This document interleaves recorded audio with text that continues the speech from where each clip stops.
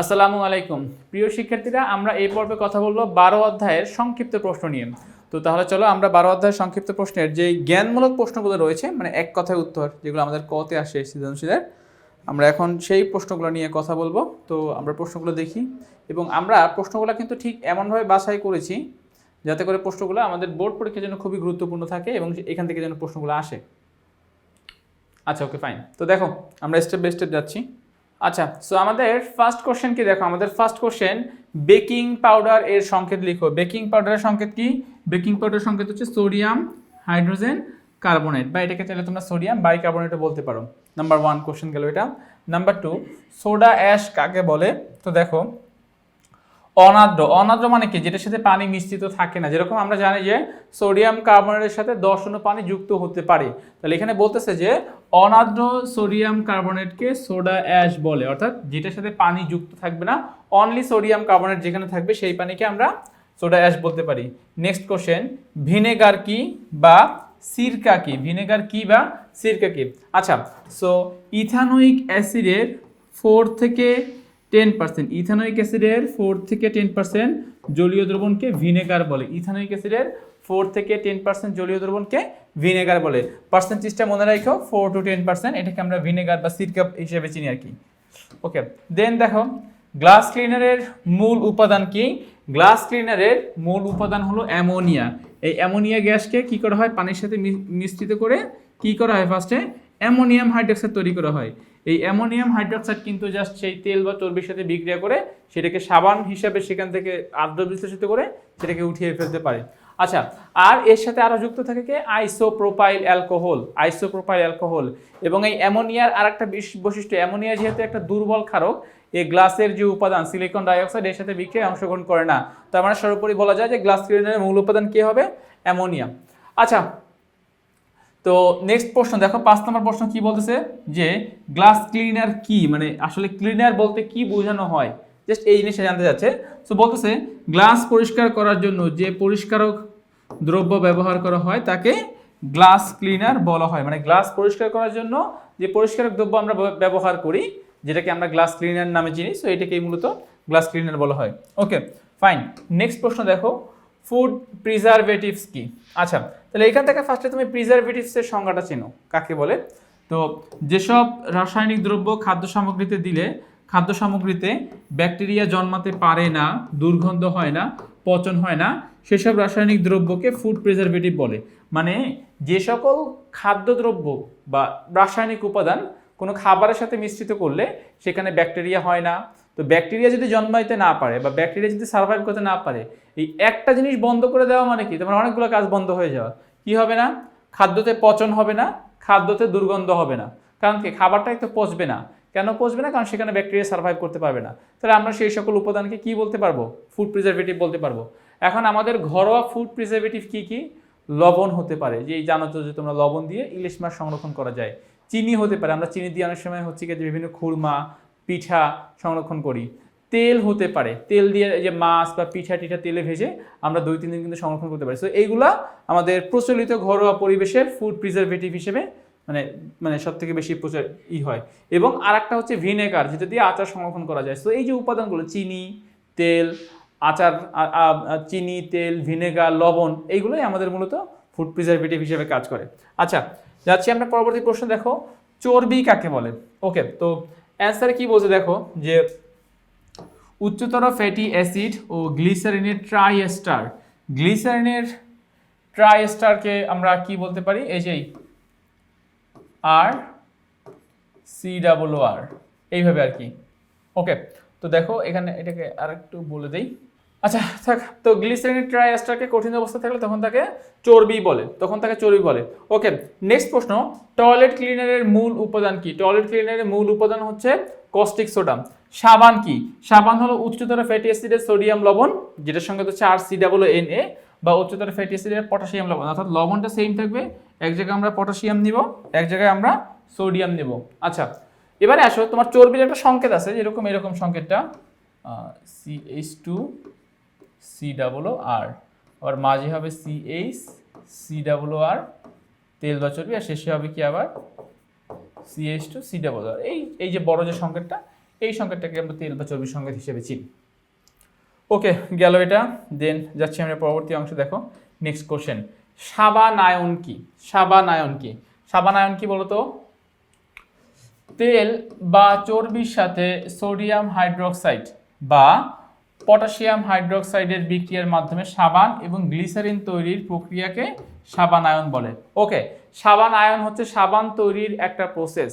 সাবানায়ন হলো সাবান তৈরির একটা প্রসেস। তো এখানে এই কথাটা বলতেছে তেল বা চর্বির সাথে সোডিয়াম হাইড্রোক্সাইড বা পটাশিয়াম হাইড্রোক্সাইডের বিক্রিয়ার মাধ্যমে সাবান এবং গ্লিসারিন, মানে ওই যে বিক্রিয়া যেটা ছিল সেই গ্লিসারিন তৈরির প্রক্রিয়াকে সাবানায়ন বলে। সহজ হিসাব, আমরা যে তেল বা চর্বির সাথে যে ক্ষার মিশিয়ে কি করি? সাবান তৈরি করি এবং সোডিয়াম হাইড্রোক্সাইড গ্লিসারিন তৈরি করি। সেই যে প্রসেসটা, এই প্রসেসটাকে বলা হয় সাবানায়ন।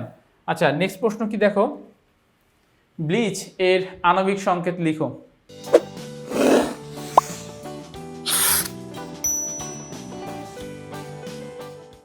পরবর্তী প্রশ্ন দেখো, যেটা বলা হচ্ছে ব্লিচ এর আণবিক সংকেত লিখো, অথবা ব্লিচিং পাউডারের সংকেত লিখেছো। যে ব্লিচিং পাউডারটাকে আমরা সংক্ষেপে অনেক সময় ব্লিচ বলি বা ব্লিচ নামে চিনি, তো এখন ওইটার কথাই বলা হচ্ছে এখানে।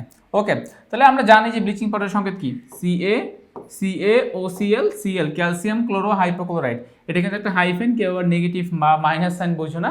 CaOCl। ওকে, গেল এটা। আচ্ছা, আমরা যাচ্ছি এর পরবর্তী অংশে। দেখো পরবর্তী অংশ কি বলছে, যে কাপড় কাঁচা সোডার রাসায়নিক নাম কি? কাপড় কাঁচা সোডার রাসায়নিক নাম সোডিয়াম কার্বনেট। খেয়াল করো, সোডিয়াম কার্বনেট ডেকাহাইড্রেট। মানে কি? সোডিয়াম কার্বনেট তো থাকবেই, সোডিয়াম কার্বনেট থাকবে, এর সাথে 10 অণু পানি যুক্ত হবে। সোডিয়াম কার্বনেট তো থাকবেই, এর সাথে 10 অণু পানি যুক্ত হবে। আচ্ছা, ওকে, নেক্সট বলতেছে কি দেখো, বেকিং পাউডারের মূল উপাদান কি? বেকিং পাউডারের মূল উপাদান, এটা কিন্তু অলরেডি আমরা এর আগে আলোচনা করেছিলাম, sodium hydrogen carbonate. Sodium hydrogen carbonate বা সোডিয়াম বাইকার্বনেট, যেটা দিয়ে বেকিং পাউডার আর মানে মূল উপাদান হিসেবে কাজ করতেছে। মূলত এটা বেকিং সোডার সংকেত। আমরা এর সাথে কিন্তু টার্টারিক অ্যাসিড মিশাতে পারি। টার্টারিক অ্যাসিড মানে সোডিয়াম হাইড্রোজেন কার্বনেটের সাথে টার্টারিক অ্যাসিড মিশালে সোডিয়াম মূলত এটা বেকিং পাউডার হিসেবে কাজ করে। আচ্ছা, যাচ্ছি পরবর্তী প্রশ্নে। আচ্ছা, নেক্সট প্রশ্ন দেখো, কোমল পানীয় কি? কোমল পানীয় হচ্ছে যে ঠান্ডা অবস্থায় ও উচ্চ চাপে পানিতে কার্বন ডাইঅক্সাইড গ্যাস দ্রবীভূত করে যে পানীয় তৈরি করা যায় তাকে কোমল পানীয় বলে। সহজ হিসাবে যদি আমি বলি, যে সেখানে দুইটা কন্ডিশন মনে রাখতে হবে। ঠান্ডা অবস্থায় না লিখে আমরা এটাকে লিখতে পারি নিম্ন তাপমাত্রায়। নিম্ন তাপ আর এটা হচ্ছে উচ্চ চাপ, দুইটা জিনিস। নিম্ন তাপমাত্রা হবে নিম্ন, চাপ হবে উচ্চ। পানিতে আমরা কি দ্রবীভূত করব? কার্বন ডাইঅক্সাইড দ্রবীভূত করব। সো কার্বন ডাইঅক্সাইড পানিতে দ্রবীভূত হয়ে কি অ্যাসিড তৈরি করবে? Carbonic acid. কার্বন ডাইঅক্সাইড পানিতে দ্রবীভূত হয়ে কার্বনিক অ্যাসিড উৎপন্ন করবে, H2CO3 কার্বনিক অ্যাসিড উৎপন্ন করে যে পানীয় তৈরি করা হয় তাকে কি বলা হয়? তাকে বলা হয় কোমল পানীয়, তাকে বলা যায়। আচ্ছা, গেল এটা। আচ্ছা, এবারে কি বলছে দেখো, প্রিজারভেটিভ হিসেবে সোডিয়াম বেনজয়েট এর গ্রহণযোগ্য মাত্রা কত? প্রিজারভেটিভ হিসেবে সোডিয়াম বেনজয়েটের গ্রহণযোগ্য মাত্রা কত? 0.1%। 0.1%। প্রিজারভেটিভ হিসেবে সোডিয়াম বেনজয়েটের গ্রহণযোগ্য মাত্রা 0.1%। আচ্ছা, এরপর একটা দেখো, কাপড় কাঁচা সোডা কাকে বলে? তাহলে আমরা যেটাকে সোডা অ্যাশ নামে চিনি, সোডিয়াম কার্বনেট। তা বলতেছে যে সোডিয়াম কার্বনেটের 1 অণুর সাথে 10 অণু পানি রাসায়নিকভাবে যুক্ত হলে তাকে কাপড় কাঁচা সোডা বলে বা ওয়াশিং সোডা বলে। মানে সহজ হিসাব, সোডিয়াম কার্বনেটের 1 অণুর সাথে আমার কত অণু পানি যুক্ত হবে? 10 অণু পানি যুক্ত হবে। তোমরা কিন্তু এটিকে রাসায়নিকভাবে সোডিয়াম কার্বনেট ডেকাহাইড্রেট নামেও চিনতে পারো। তো যেটাই হোক না কেন, এটা দ্বারা মূলত কাপড় কাঁচা সোডার রাসায়নিক সংকেতকে বোঝানো হয়। ওকে, ফাইন।